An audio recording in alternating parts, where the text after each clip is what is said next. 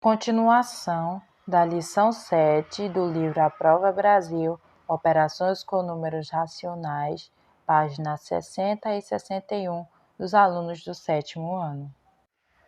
Vamos lá, meu povo. Vamos começar pela página 60. Vamos analisar a introdução da atividade 2 para sabermos o que é que quer na questão, certo? Está dizendo, determine o valor da seguinte expressão numérica. Pronto.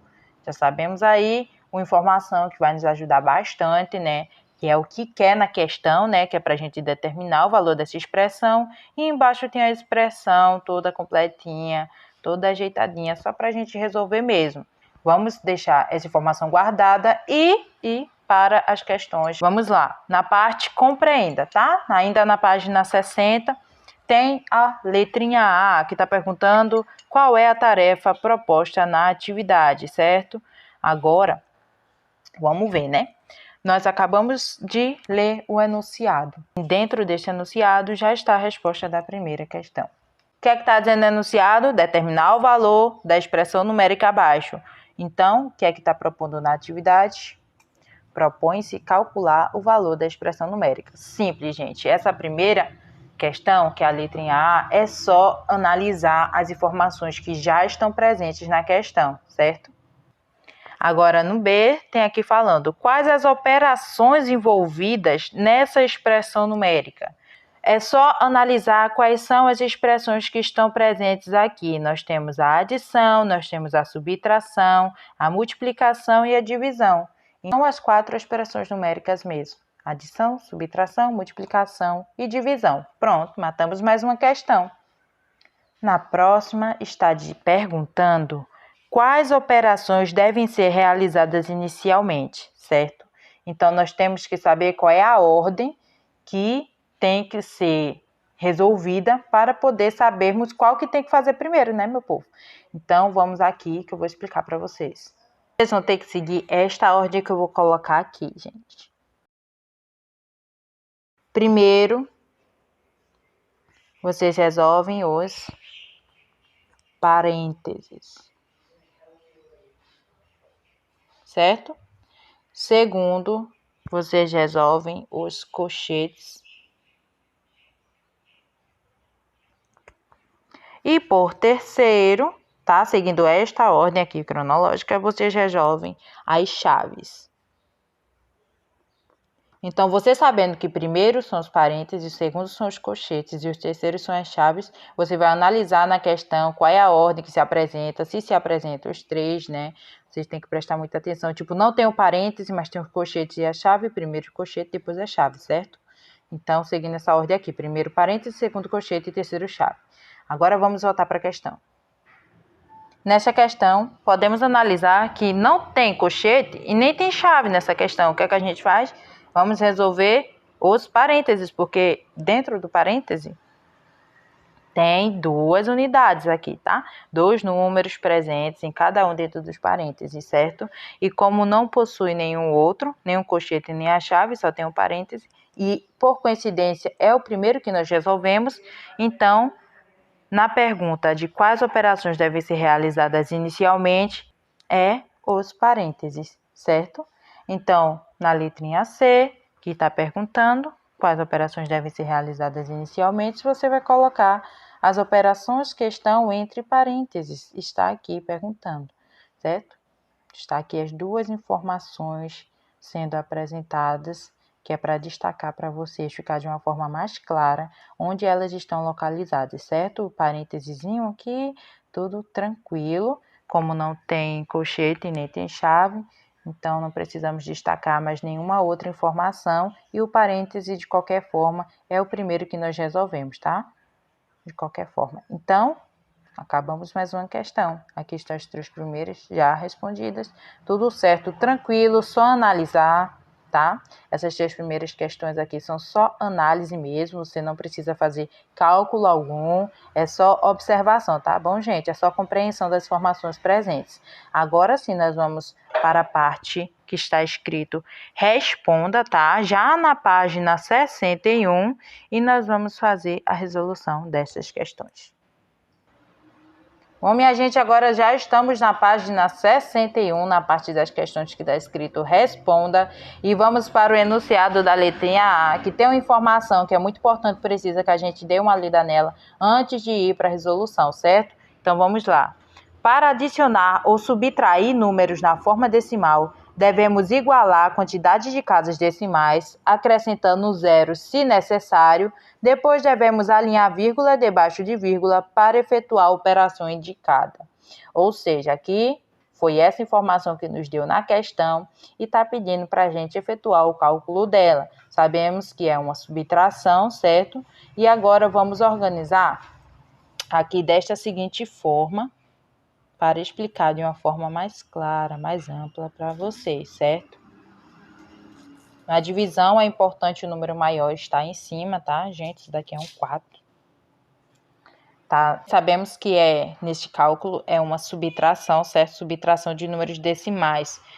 Uma coisa que é muito importante deixar claro, que eu acabei de fazer a leitura, mas para quem não compreendeu, a vírgula tem que estar embaixo de vírgula, certo? A casa decimal tem que estar embaixo da outra casinha decimal. Mas como é que eu faço? Porque aqui, depois da casa decimal, só tem um termo. E aqui embaixo tem 2. Não tem problema nenhum. A gente acrescenta um zerinho aqui, tá? Que nem eu falei.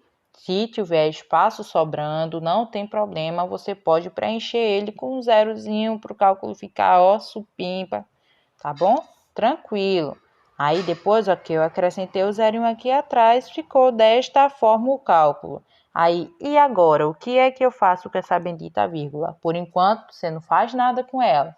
Esquece que tem essa vírgula aí no cálculo agora, depois que você colocou vírgula embaixo de vírgula, acrescentou os zeros que tinha que acrescentar, e se tiver que acrescentar, então agora é só a gente fazer uma subtração normal, gente, que nem vocês estão acostumados, adaptados a fazer. 8 para 0? Não pode. Vamos ter que pegar um emprestado aqui e este valor passa a ser 10. Aí eu tenho 8 para chegar em 10, falta quanto? Faltam 2, certo? Número menor em cima, desce um terminho para cá. A gente pegou emprestado aqui e a gente vai devolver ele aqui embaixo, certo? Em vez de 6, agora aqui embaixo se torna 7, ok? 7 para 5? Não dá, né, meu povo? Vai ser 7 para 15, certo? Se eu tenho 7 para chegar em 15, faltam 8, certo? Agora sim, número menor em cima, nós vamos ter que descer um de novo. Sempre que o número menor estiver em cima, você vai descer um termo para o posterior, porque você vai acabar pegando emprestado de qualquer forma. Aqui se transformou em 7, 7 para 5 não foi, tivemos que adicionar um aqui na frente, ficou 7 para 15. Porém, esse 1 que a gente adicionou, a gente pegou emprestado de algum lugar, e a gente vai devolver ele aqui embaixo no cálculo. Então, em vez de 1, aqui vai ficar 2. 2 para 4, vai 2. 282. Porém, ainda tem a vírgula para a gente adicionar, certo? A vírgula está onde? Tá na segunda casinha. 1, 2, 1.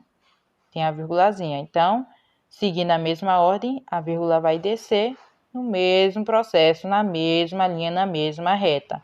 Então, aqui a resposta vai ser 2,82, certo?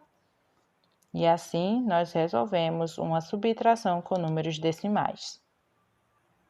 Bom, gente, agora vamos para a questão B, né, gente? Mas na questão B também tem um enunciado que é importante que a gente leia ele, porque ele vai fazer muita influência quando nós formos resolver este cálculo que está aqui presente, que vocês estão vendo aí comigo. Então, vamos acompanhar.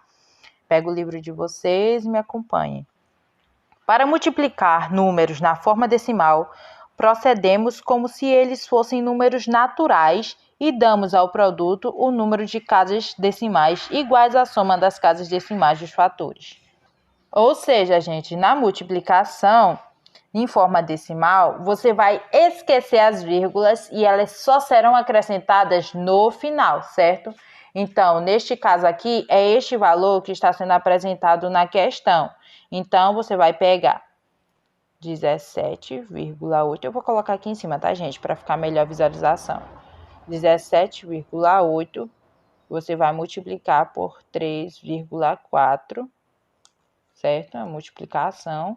E você vai esquecer essas vírgulas por enquanto, é como se elas não existissem, você vai apenas fazer a multiplicação pelos termos, que nem uma multiplicação normal que vocês estão acostumados a fazer, certo? Então, vamos lá.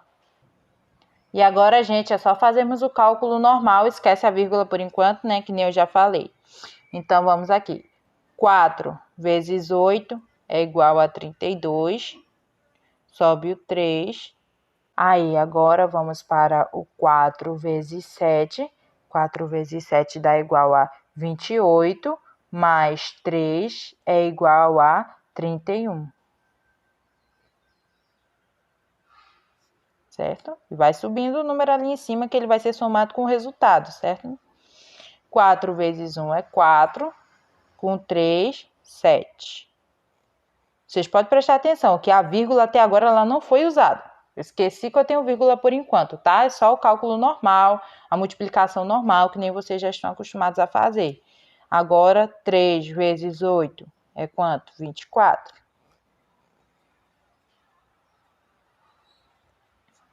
Subiu o 2 aqui, gente. Tá meio baralhado, mas dá pra ver o 2 aqui. 3 vezes 7 é igual a 21. Mais o 2, 23. Certo? Aí aqui vem o 3 vezes 1 é 3. Mais 2, 5. Ok? Aí, né, meu povo? Acabamos aqui, viemos pra cá, certo? 3 vezes 1 dá 3, mais os 2 que subiu, 5. 5 aqui, certo? Aí agora, aqui é só uma soma, né, gente? 2, aqui não tem nada, desce o 2. 4 mais 1, 5. 7 mais 3, 10, sobe 1, né? 5 mais 1 que subiu 6 e achamos 6.052. Agora sim nós vamos pegar essa vírgulazinha aqui, certo? Neste primeiro termo tem um número, né? Antes da vírgula. E neste segundo termo tem um número antes da vírgula. É como se tivesse duas casas decimais, então, na conta, certo? Você vai contar quantos termos tem de acordo com a vírgula, vai somar e acrescentar a vírgulazinha aqui embaixo. Então, tem um termo aqui antes da vírgula e tem um termo aqui antes da vírgula. Então, nós vamos subir duas casas decimais. 1, 2. A vírgula vai parar aqui, 60,50.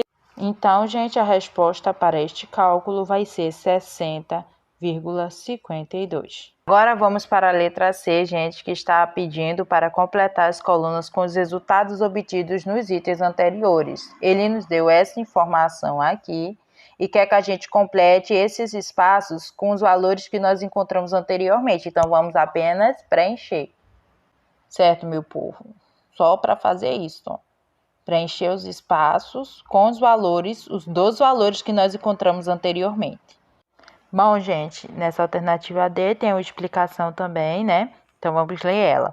Em uma divisão, multiplicando o dividendo e o divisor por um mesmo número diferente de zero, o quociente não se altera. Então, temos aqui, né, um exemplo e vamos, através deste exemplo, fazer a resolução desta questão. Vamos repetir o primeiro termo aqui, sem a vírgula, tá?